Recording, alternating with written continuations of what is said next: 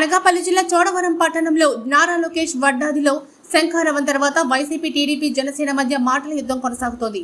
అనకాపల్లి జిల్లా చోడవరం నియోజకవర్గం చోడవరం పట్టణంలో సీతారామ కళ్యాణ మండపంలో టీడీపీ జనసేన నాయకులు ఆధ్వర్యంలో విలేకరుల సమావేశం ఏర్పాటు చేశారు. చోడవరం నియోజకవర్గంలో పలు అభివృద్ధి పనులు టీడీపీ ఆధ్వర్యంలో జరిగాయని, లేదు వైసీపీ ప్రభుత్వంలో జరిగాయని ఎమ్మెల్యే కారణం ధర్మశ్రీ ప్రెస్ మీట్లు పెట్టి ఒకరినొకరు గుడ్డలు ఊడదీసే వరకు వెళ్లి విమర్శించుకుంటున్నారు.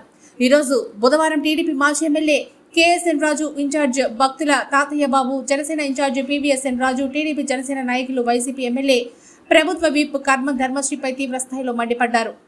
నాకు తెలుగు భాషలో అన్ని పరిష్కారాలు వచ్చాయి, బట్ ప్రజలకు మనం ఏ సందేశం ఇవ్వబోతున్నాం? నాయకత్వం ఉన్నాం కాబట్టి మనం ఎలా మాట్లాడాలని తగ్గి మాట్లాడుతున్నాం. ఏ ఒక్క రోజున పివిఎస్ఎన్ రాజు ఒక పదవి చేశాడా? ఏదైనా అవినీతి చేశాడా?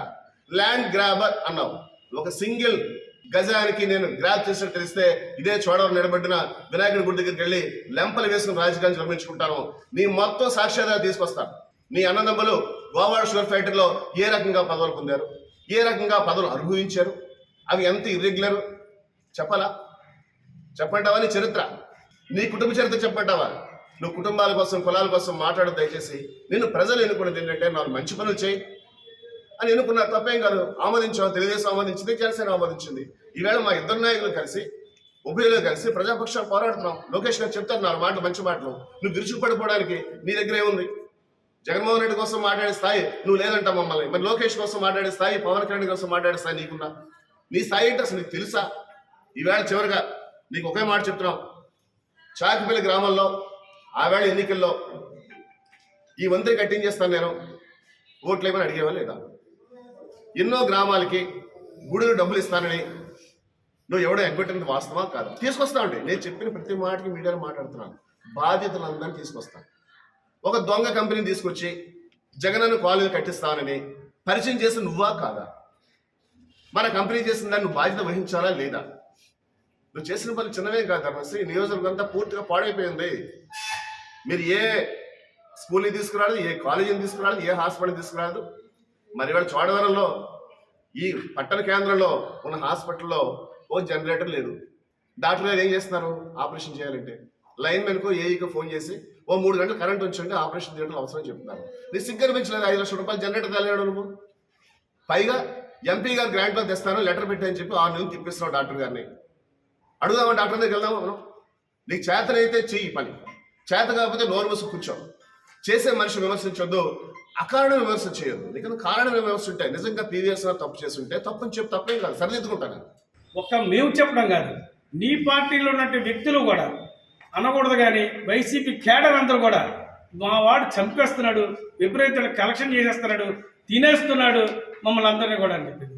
ప్రతి ఒక్కరు ఒక నీ కేడరే మాట్లాడుకోవడం కాదు, ఉద్యోగస్తులు అదేవిధంగా అందరూ కూడా ఎవరైతే ఉద్యోగస్తులో అందరినీ కూడా ప్రతి నెల మామూలు చేసినట్టు వ్యక్తి ఎవరున్నారంటే ఈ రాష్ట్రంలో ఒక్క ధర్మశ్రీ అని చెప్పేసి అందరూ కూడా చెప్పడం జరిగింది. ఏం చేద్దంటే పోలీసుల దగ్గర కూడా నువ్వు మామూలు వసూలు చేసినటువంటి వ్యక్తి నువ్వా మాట్లాడేది? నీతి గురించి మాట్లాడుతున్నావు. నేను ధర్మశ్రీని నన్ను నీతిపడి అన్నాడు.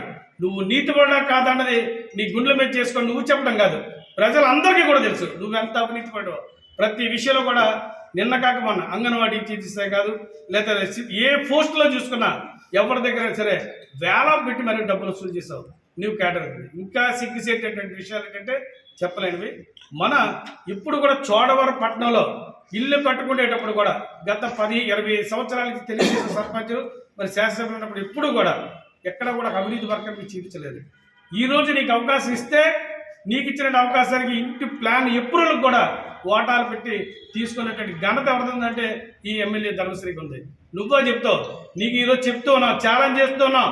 నువ్వు టికెట్ అంటూ వచ్చి నువ్వు పోటీ చేస్తే ఎవరు పోటీ చేసిన వాళ్ళు నిన్ను గుడ్డలో ఓడదీసి నిన్ను అత్యధికంగా ఎంతైతే మెజార్టీతో గెలిచారో అంతకంటే డబుల్ మెజార్టీ నిన్ను ఓడించడానికి ప్రజలు సిద్ధంగా ఉన్నారు.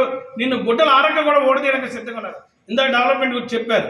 చాలా విషయాలు డెవలప్మెంట్ విషయంలో నువ్వు ఒక మాయమాట చెప్పు, నేను ఇంత గ్రాంట్ తీసుకొచ్చాను అంత గ్రాంట్ తీసుకొచ్చాను అని గొప్పలు చెప్తున్నావు.